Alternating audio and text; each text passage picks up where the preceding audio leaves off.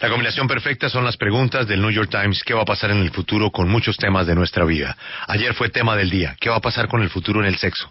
La respuesta la da Henry Greeley. Es el director del Centro para la Ley y la Biociencia de Stanford. Y Mariana, esa es la primera pregunta para el profesor. ¿El sexo será obsoleto en el futuro y qué tan pronto? Mr. Greeley, thank you so much for joining us.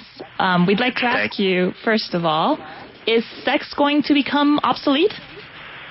Well, first, lo siento, pero hablo muy poquito español, so I'll have to answer in English. Doing sex, having sex, however you define it, isn't going to become obsolete. But having sex for the purpose of conceiving children will become much more rare. More people in the next 20 to 40 years are going to conceive their children in a clinic so they can do genetic tests on the embryos to try to avoid diseases and in some cases to select genetic or behavioral traits, or boy or girl. El sexo no se va a volver obsoleto, pero sí se va a volver obsoleto en el momento en el que se tiene por motivos de reproducción. Ya la gente para tener hijos va a ir a una clínica y la fertilización va a ocurrir allá y van a hacer exámenes genéticos pues para muchas cosas, entre otras para tratar de evadir posibles enfermedades. Pero entonces el sexo como método reproductivo puede que sea obsoleto dentro de los próximos 20 o 40 años. Hay estudios, Mariana, que han dicho que cada día son menos los jóvenes que están teniendo sexo, e incluso las parejas. Antes se tenía sexo con más frecuencia. Pero también dicen que cuando no se tiene sexo, el mal humor y muchísimas otras cosas atacan. Yo quisiera saber qué cosas se pueden hacer para minimizar ese sentimiento de necesidad sexual. ¿Esa es una pregunta de sobrinos? Sí, ¿no? Mr. Greeley, there's some studies that suggest that people, and young people in particular, are having less sex every day. But then also there's the argument that, the lack of sex contributes to things like a bad humor or if you're in a bad mood. So, what can be done about this, like to diminish the need for sex? Is sex responsible for our good mood? And if it is, and we're not going to have as much sex, then what can be done? Well, sex puts me in a good mood. I don't actually know how much I believe the studies saying that people are having less sex. I don't think they're having that much less sex, and I don't think it's going to go away. It is probably the cheapest and easiest enjoyable thing we do on this planet, and I think we're going to keep doing it, even if it turns out we choose different, more medical methods to make our babies.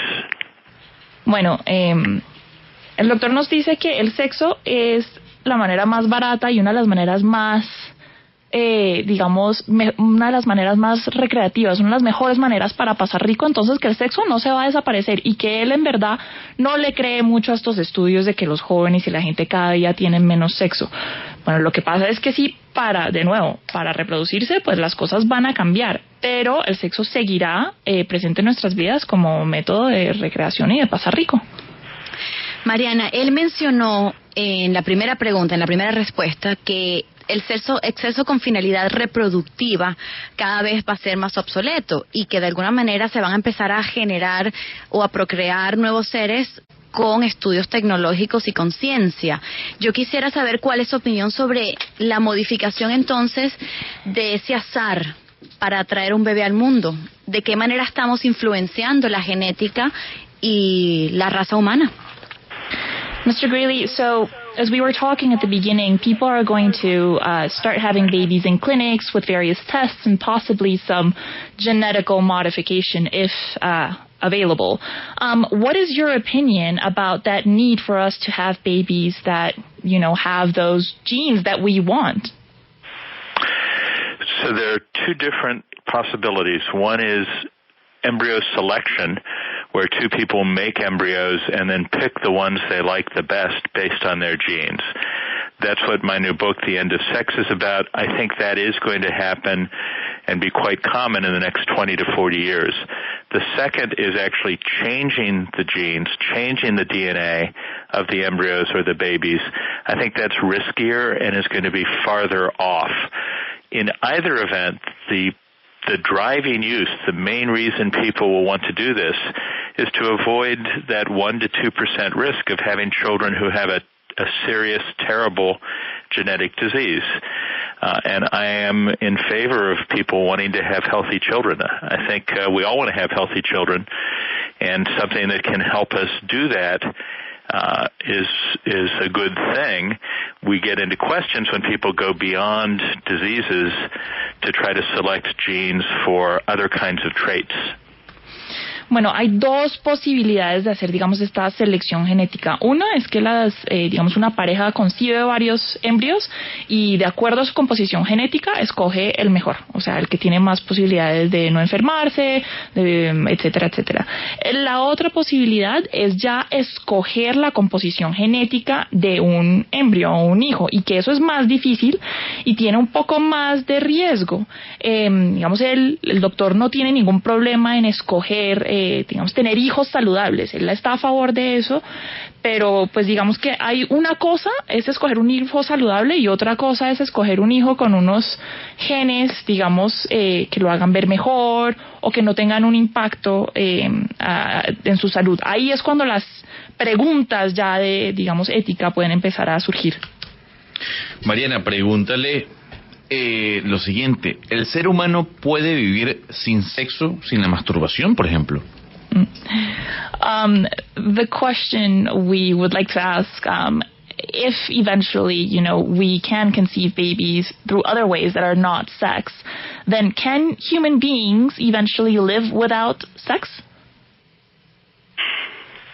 So we already can conceive babies without sex. There are about 5 million people alive who've been born as a result of in vitro fertilization, which has happened for about 40 years. If it becomes more common, in theory, our species could continue without sex as long as we had good medicine, good medical clinics. I think it's unlikely we would choose to do that, but it's very hard to predict the future. Mr. Greeley, thank you so much for joining our show. We're very happy to have you here. My pleasure. Muchas gracias. No, el señor dice que en verdad no entiende por qué dejaríamos de tener sexo. O sea, que una cosa es en el futuro decir, bueno, no necesito tener sexo para tener hijos, pero otra cosa es escoger no tenerlo, porque como decíamos antes, pues se disfruta mucho. De acuerdo.